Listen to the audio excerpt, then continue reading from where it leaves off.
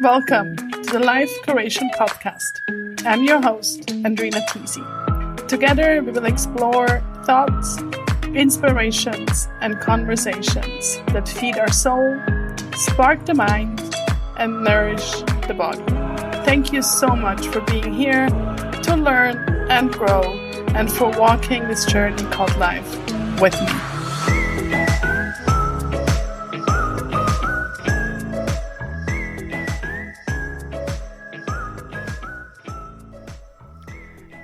I am so happy for you to be here, and I think everyone can in one way or another relate to today's topic. My guest, Ackermann, is a holistic fear and anxiety coach, and after her very own experiences with panic attacks and anxiety, she's now working with leaders and change makers to move beyond the fear. Today, Catherine is actually thankful for the time she lived in fear, because it was then she started to dig deep into her soul, started studying, asking for answers, and wanting to understand how to overcome her fears. It was then that she started to feel that she could reach her full potential. She finally said no to others, but a big yes to herself. We talk about how important it is to not ignore or push fear away, but to use it in our favor and to work with it instead of against it. We also go into the details on the difference of feeling scared, afraid, anxious to panic.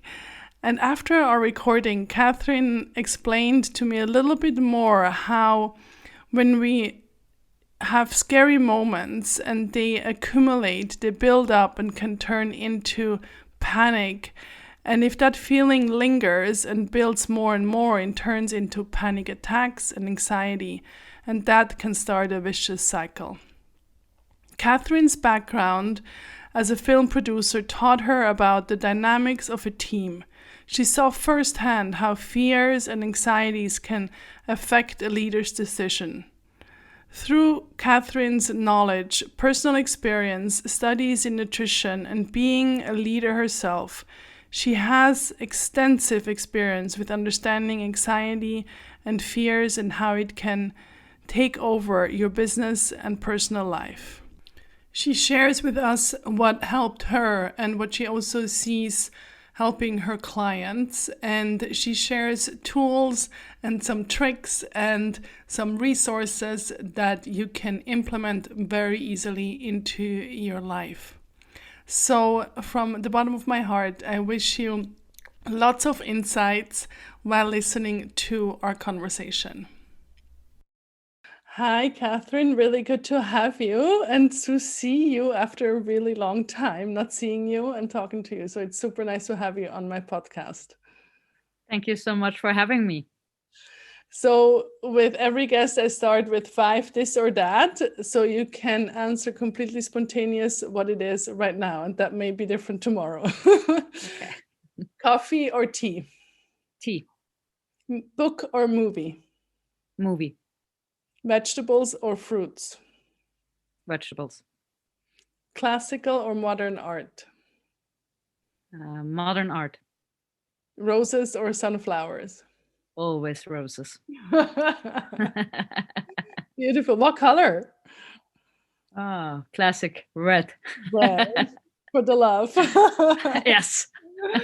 Beautiful.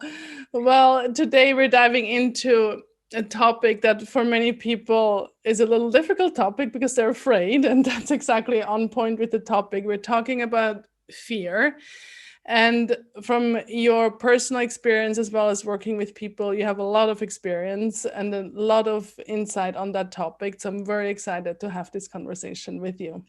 Me too.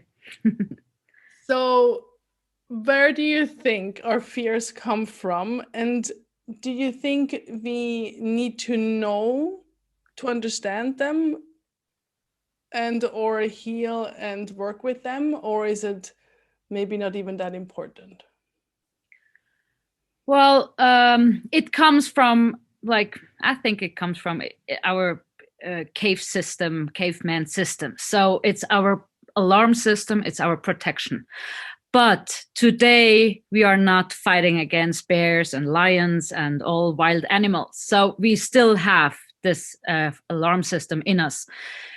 It comes sometimes from family. It can come from friend patterns. It can come from birth or even from like grandparents. It doesn't even have to be your parents.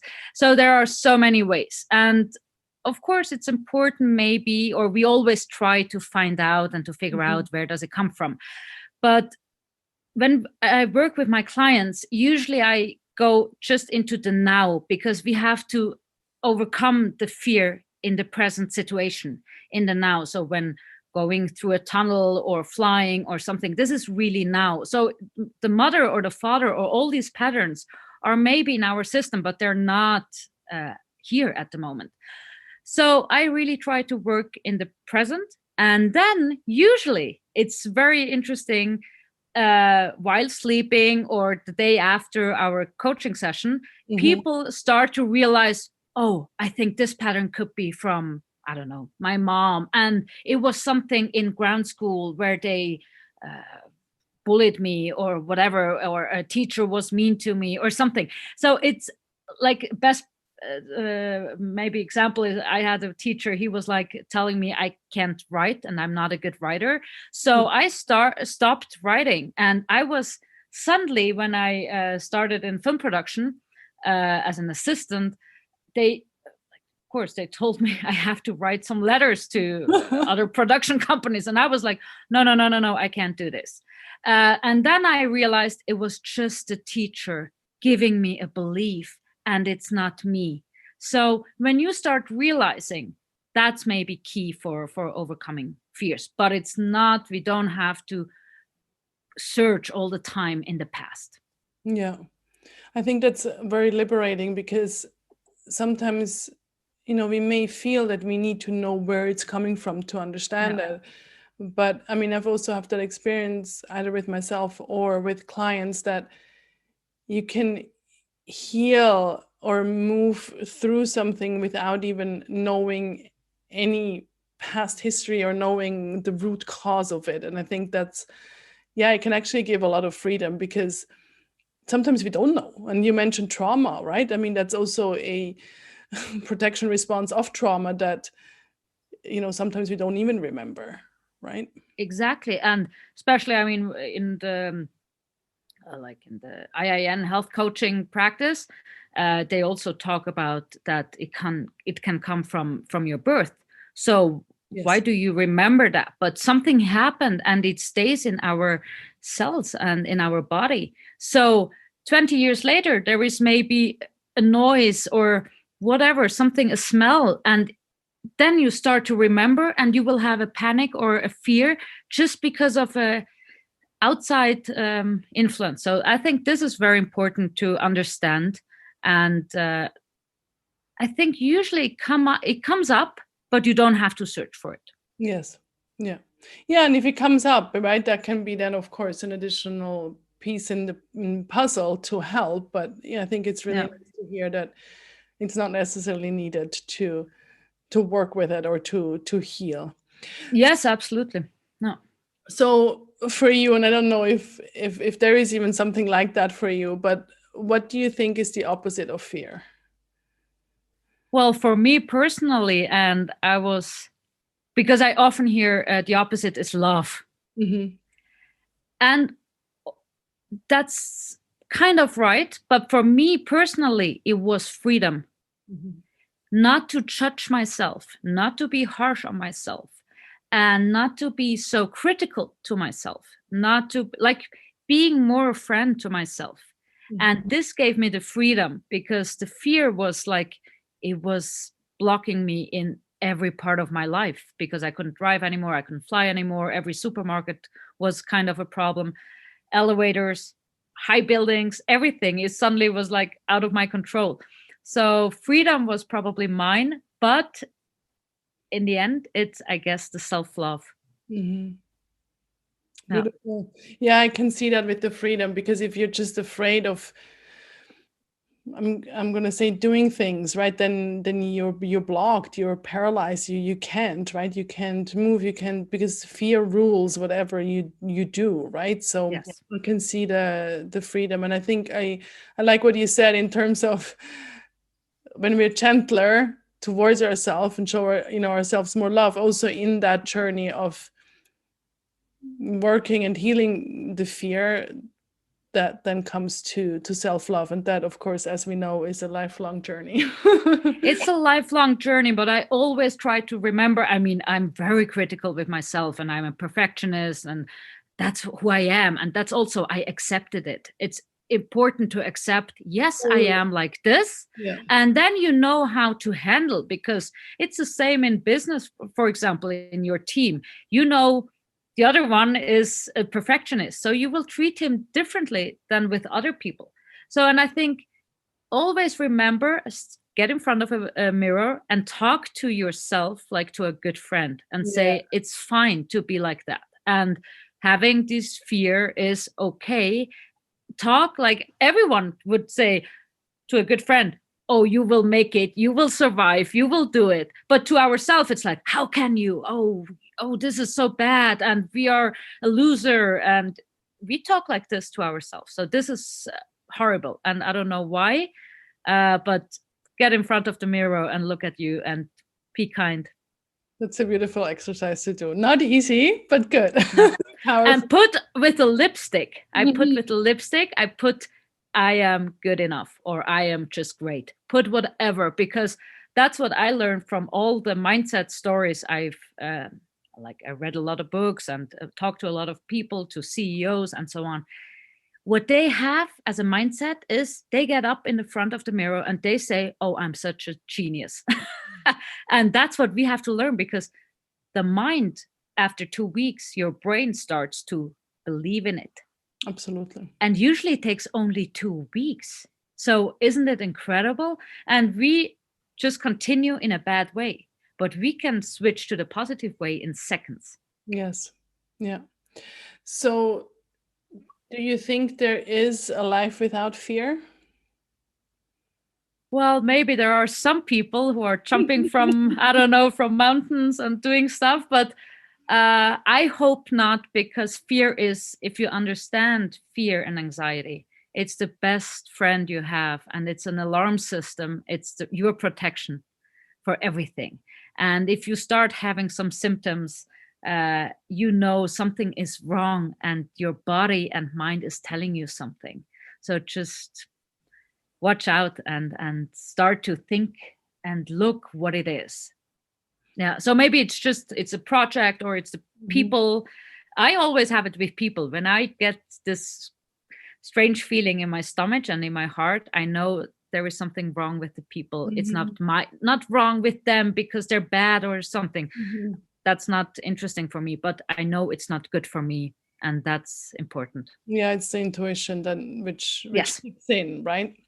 Yeah. And that actually brings me a little bit to um, another question, which I'm curious to hear what you have to say. There are so many different, I don't know if intensity or scale of that, fear. Like, somebody can be scared. Like, it's a pretty natural response, and we can be afraid. We can feel anxious. You mentioned anxiety. There can be panic attacks. So, can you talk to us a little bit about these different things and how we maybe can understand them, and also how we feel of kind of understanding ourselves and noticing, well, is this now a panic attack? I guess we would know, but you know what I mean? Yes, absolutely. It's not that easy, but I try, because, well, the main difference for me is, and that's very important, and I try to explain it to a lot of people. There is fear, like having panic attacks. This is something, it comes like with 1,000%, and it hits you like, I don't know, whatever it could hit like this, and you're totally in it, and your mind is going crazy with, oh, I have to die, or oh, nobody's helping me, whatever it is. So this is something, the panic attack is something right now in the situation, and it takes a little bit to get out of it. anxiety, for example, and fear in general, or fear of having fear and having panic attacks, is a general, like, let's say, feeling maybe, or it's not just 1 second or one situation. Yes. It's always there. Yeah. And this is probably something. So when I had all my fears, it was the fear of that something is happening to me was always with me. Yeah. When I was getting up, I had it. I had to go to university. I was like, oh, maybe what could happen? I had lunch. Oh, maybe in this restaurant I'm not good. Something could happen. I had to go to classrooms. It was like, oh, this is so, I don't know. It was all the time with me.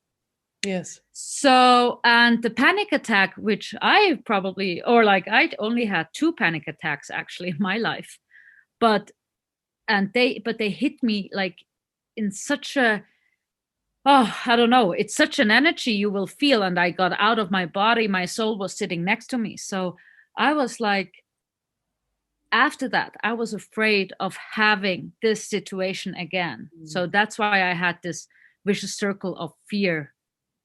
But I think, and and like panic is really, or that's one situation, but the other thing is always with you until you overcome and you understand what it is. And then, I mean, being scared can be, you see a spider or whatever, and you're quickly like, oh gosh, I'm scared, or like someone is coming from behind you. So it hits you like in a second, but it's not that bad as a panic attack. Like panic attack is really the reset of your body. It's just too much adrenaline, too much of everything. And you get the panic attack. And if you've get unconscious, it's just a reset. Yes. But of course, we are super, super, super afraid of getting unconscious. That was actually always my problem. I had this, this fear of getting unconscious and nobody will help me, because this was in a lot of friendships and in school was this my situation. Yeah. So I was often alone.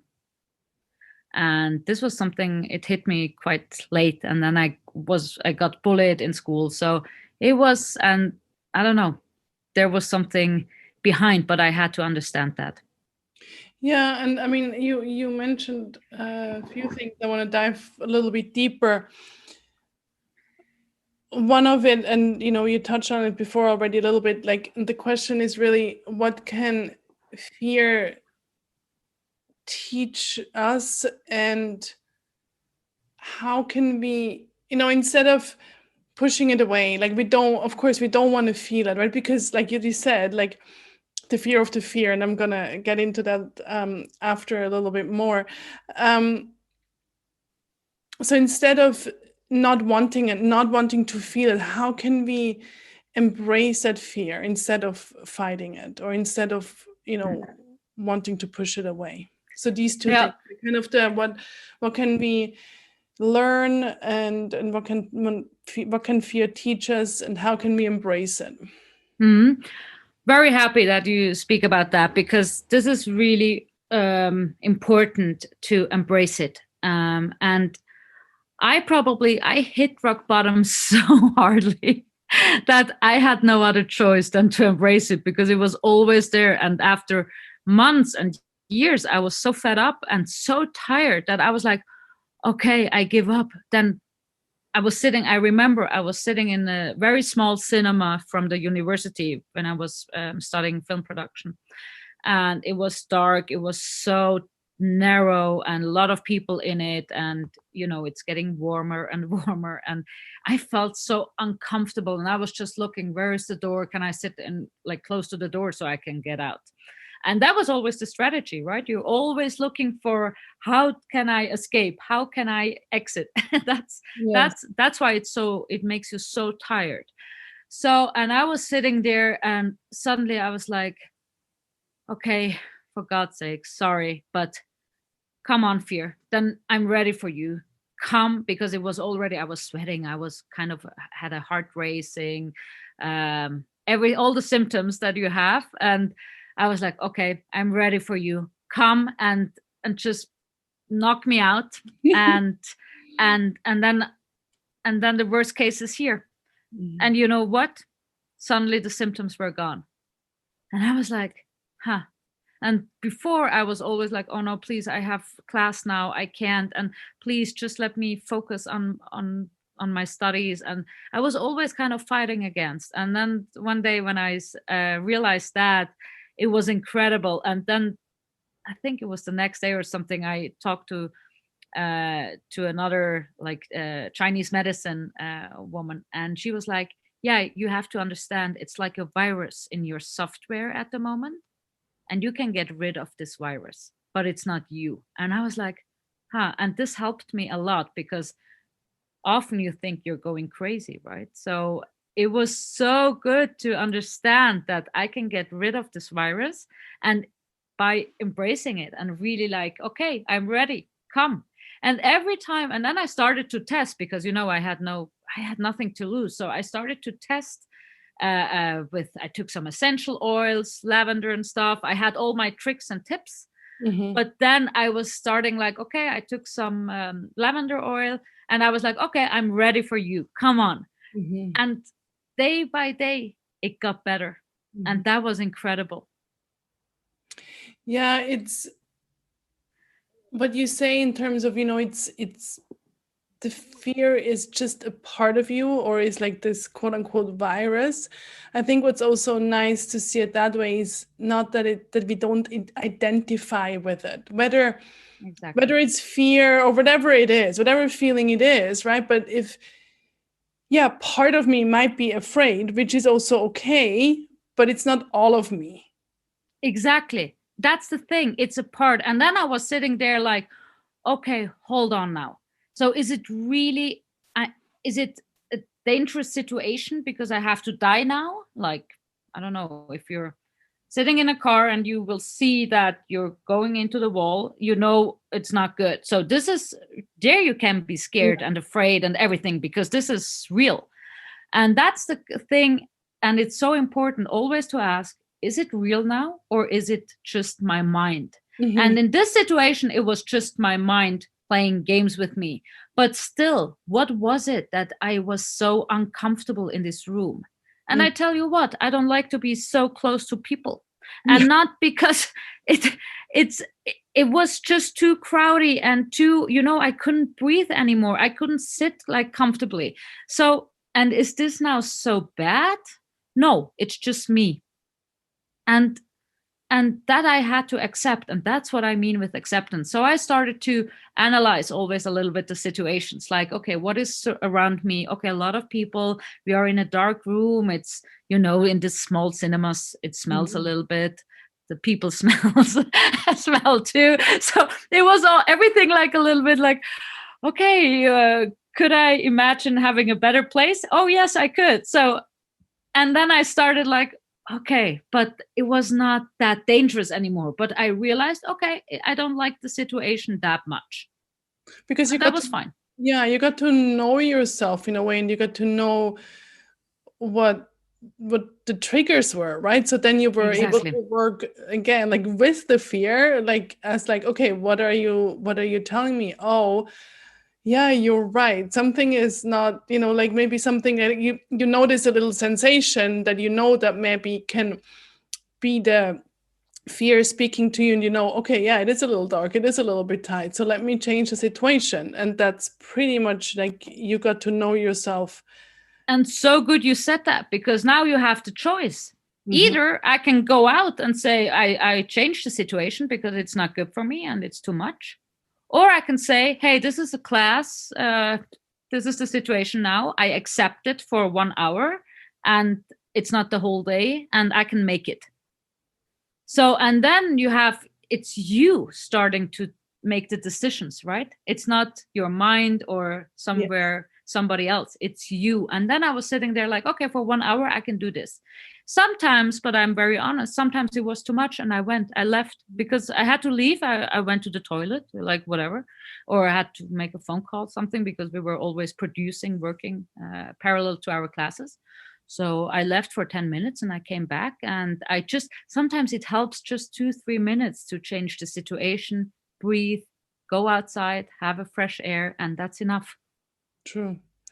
And move a little bit or something. But yeah, I think, and there you learn a lot. As you said, you learn a lot about yourself. And I mean, I learned that I like to have my freedom and not being so close with people. And it's even in the theater, if you have all these rows and I have the seat is in the middle of the row, it's like I don't like it. I just, because I like to get out, I like to move, I like to, and that's something that's me. And if I'm honest, I was always like that, even as a child.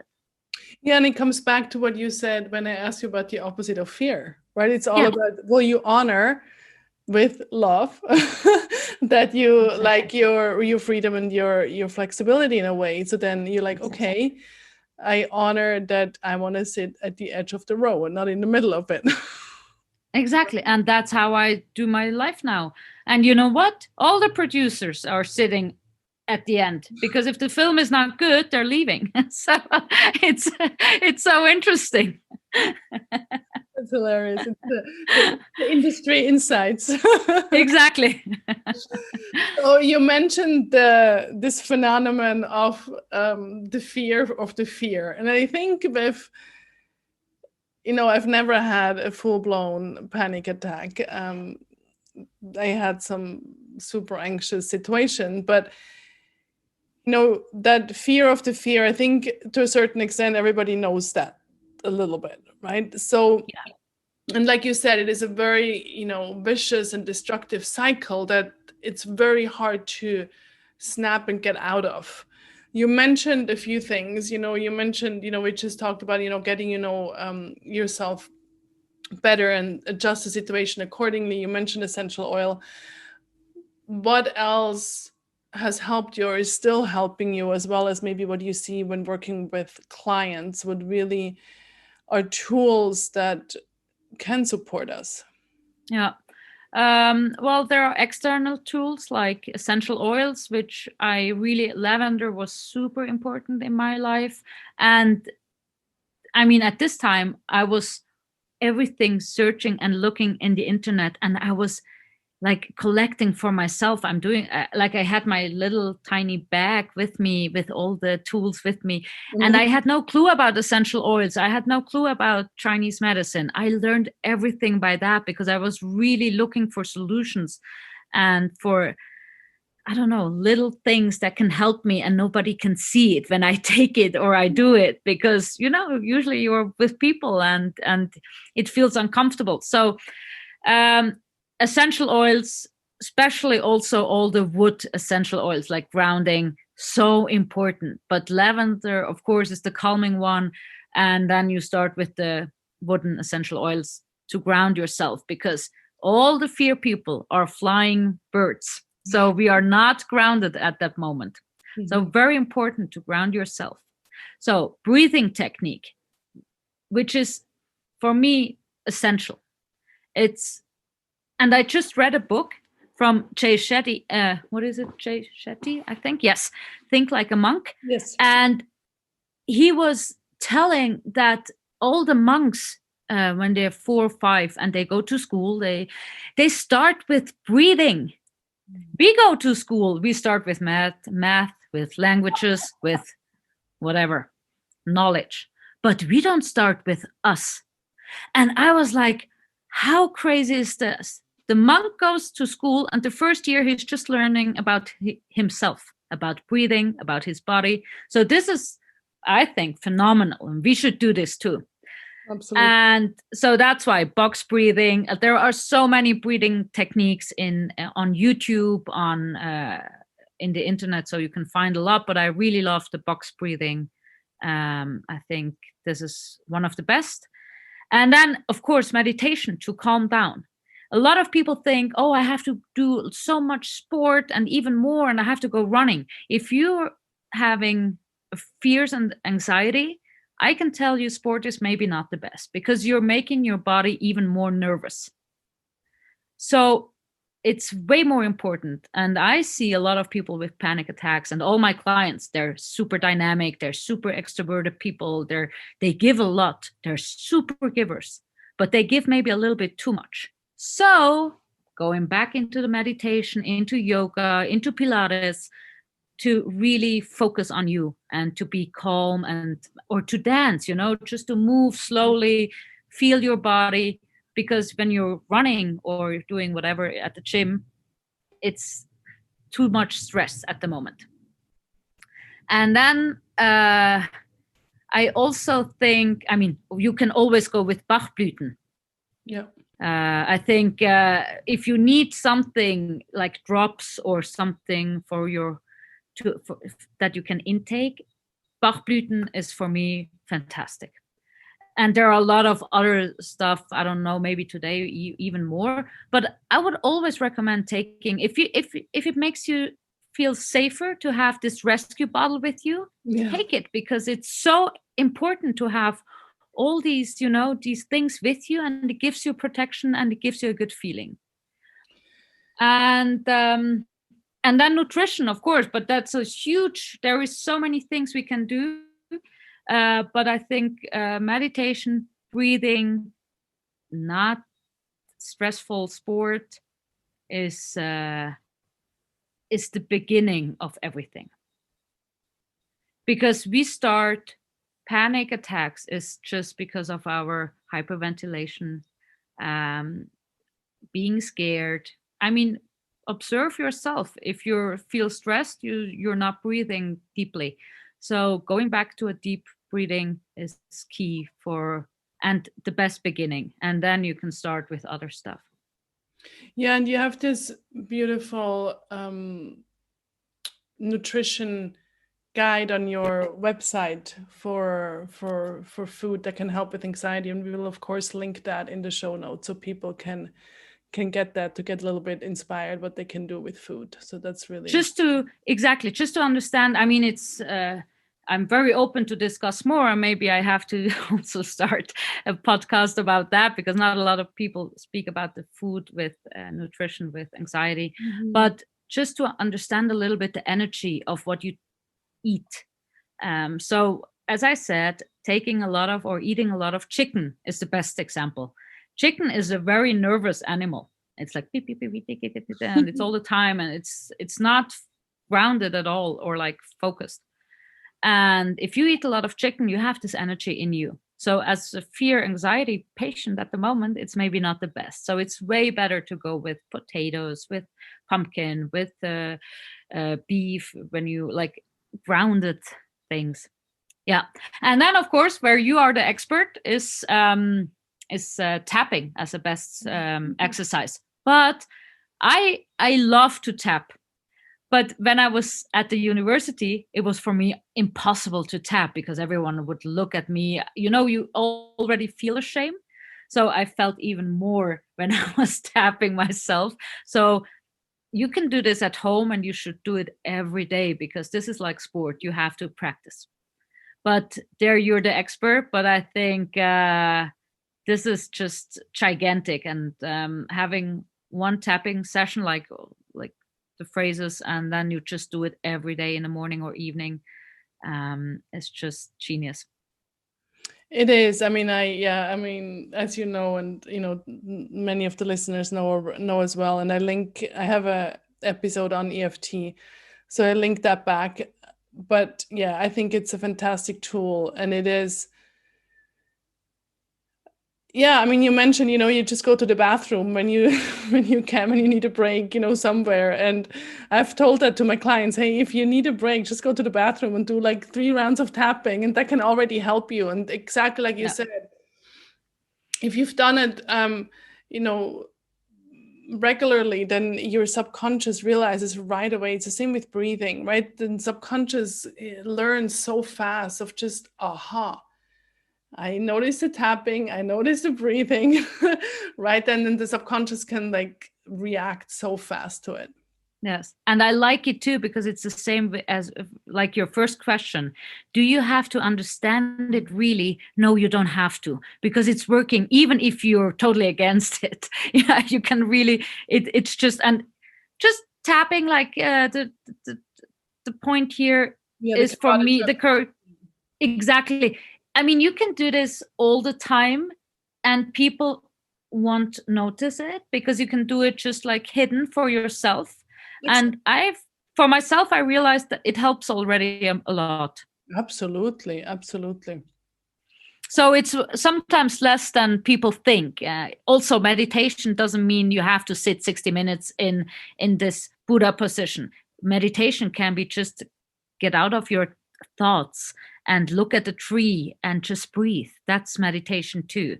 So we always try to do even the meditation and the tapping so perfectly, probably, that it's stress again. So Yes. it's way easier. Totally. So I am curious what you've noticed in, the past year with the worldwide situation where, I think besides that virus, fear is very, very present.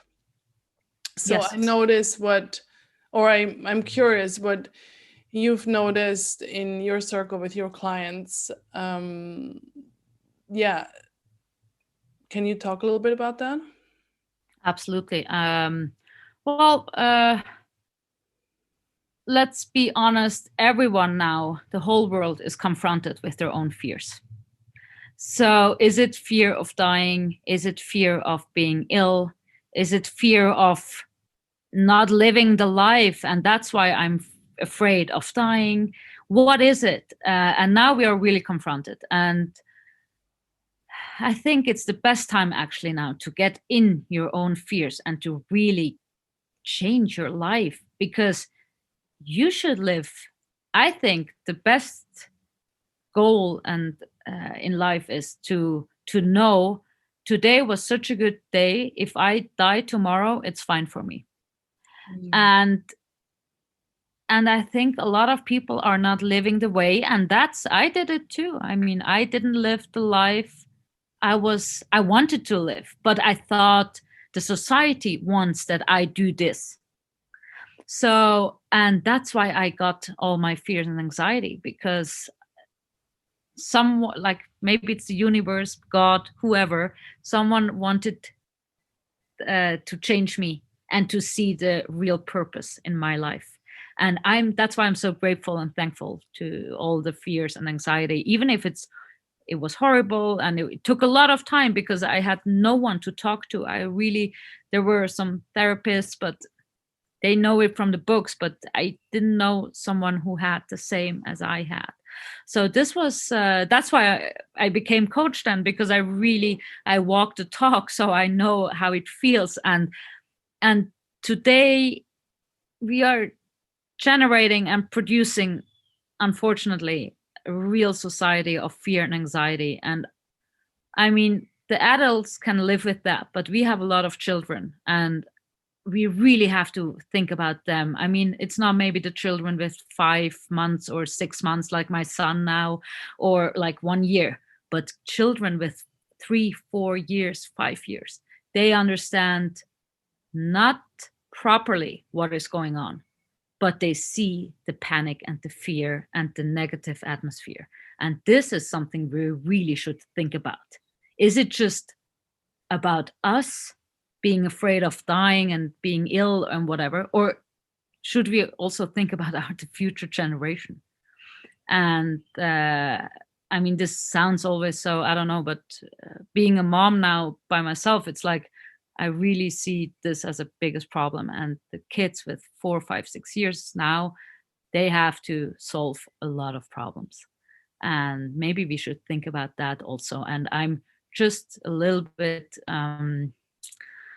what's maybe the right word, but shocked and also surprised how many fears and how much of all of that is here, and so like egocentric too.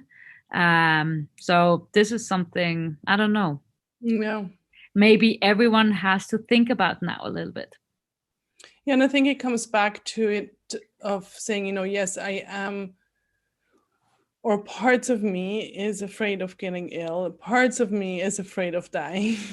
But And then why? Why? Because getting ill, we always had that. The virus is not totally different now. We always had other viruses too. So because we are, yeah, I don't know, we had a lot of other things. So why is it suddenly such a big thing? And why? And I'm not judging, I'm just saying there are a lot of whys, and everyone has to ask now himself why. And why is am I afraid to die, for example? Because also we know we have to die. That's the only thing we have to. Everything else is, it's our choice, I think. But that's what I really like. We have to think now, do I live the the life I want to live? And I think it's the biggest chance also to change now and to have a better life after. yeah, and I think it's beautiful what you said before is that you actually are very grateful for what you experienced with fear and anxiety, because it put you on the path and in the life that you're in right now, and otherwise that wouldn't have happened, right? So I think if we can turn around the situation, and of course that's not easy, and we both know that in certain situations it's really not easy, but then again, you mentioned tools, there is things that that can support to come into that and understanding what the path is, right? And of course there is also professionals, like you and as well as like me, who support people as well as on that journey. Exactly. But they have to come. They have to come, right? I mean, yeah, they have to be ready. Yeah, and that sometimes that's the hardest, because when we in a certain situation, we don't even know how to ask or reach out for help, right? So I think yeah, just even finding a little way of calling just even a friend or somebody that can already be a game changer, right? And that's it's a good point. It can be, but for example, when it's now I'm 36 now, so it's 13 years ago and 14 years ago when I started having my first panic attack and my fear path started. My friends couldn't understand. No, it's really, it's not. I don't mean that in a bad way. It just I realized they can't help me because they couldn't understand. And some of them, they realized, or they had the same experience then many years after, and they were like, oh, now I understand, Catherine, what you were going through, and I hit rock bottom too now. But yeah, a lot of friends and people can't understand because they also get confronted with their own fears again if you talk about your fears. So it's really good to come to professionals there, because it's important to have a very neutral space where you can talk about everything. Even also now it's in this COVID situation, a big issue is the financial fear. And this is something which is huge. And we all know we need the money. We all know money is unfortunately very important in this world, maybe too important already. So the neutral space with a professional coach is so important, because you can really talk about, like, I don't know, I want to have this, I don't know, this bag, even if I have no money left. And you just, and every friend would be like, how can you say something like this? But in a neutral space, it's fine. Just let out all your thoughts, and just, and like, talking about, if I have no money anymore, I think I have to die, or something like this. And this is important to express without being judged. Yes, absolutely. And I think that neutral space without judgment can be super, super healing. Absolutely. Yeah. So thank you so much. Super good information. Really, really appreciate all this insight. And we will link to you so people can also reach out and get more information from you and with you and get more of you if they wish so. Absolutely. And last but not least, we talked about how, incorporating all different aspects of our life can be very healing, as well as for me, it's a very creative process, and I call it life curation, and we are on the life curation podcast. So for you, maybe right now, maybe it's been already longer, but do you have a quote or a mantra that guides you, and then maybe when you feel like you've lost your path a little bit, brings you back onto that path and really also shows you how all these different aspects of our life are connected? Actually, I have two, and Excellent. I think Steve Jobs said one of them, but I'm not sure. Okay. And one is fail often to succeed sooner. And it's true. Just hit the rock bottom, hit it again, hit it again, hit it again. But you will have a life so rich and full of experiences, and way more experiences than a lot of people, and most of them. And I think this is such a gift. So be proud of it, having fears and having all these hard times, because it makes you so unique. And the other one, and that was probably always in my life so important, it's from Henry Ford, and it's when everything seems to be going against you, remember that the airplane takes off against the wind and not with it. And I think this is so important. And having had the fear of flying, I live with airplanes now, and it's just the most important phrase for me. Well, I love it. It fits you so well. Because you work with people with fear of flying, you work in that flying industry now, together with your husband. So it's so beautiful. So thank you so much. And Thank you. yeah, so good to see you. And again, we'll link everything to your website, to your Instagram, so people can find you, as well as the nutritional freebie you have for them. Thank you so much. It was such a pleasure and an honor to be on your podcast. Thank you. I hope this talk and conversation gave you insights, tools, and the feeling that you're not alone, and that fear, in whatever shape or form, they're here to work with and not against them. Don't be afraid to ask for help. And if you know somebody who could benefit from my talk with Catherine, send them this episode. Catherine's virtual home is under catherineackermann.com. Also, you find in the show notes the link to it, as well as the links to the book, The Essential Oils, EFT, as well as the flower essence Catherine mentioned. What would be super helpful if you could hop over to iTunes, and in the Life Curation podcast, all the way on the bottom, you have the opportunity to rate the podcast and write a review. Thank you so much for listening in, for your time and attention. I really, really love spending time with you and in your ears.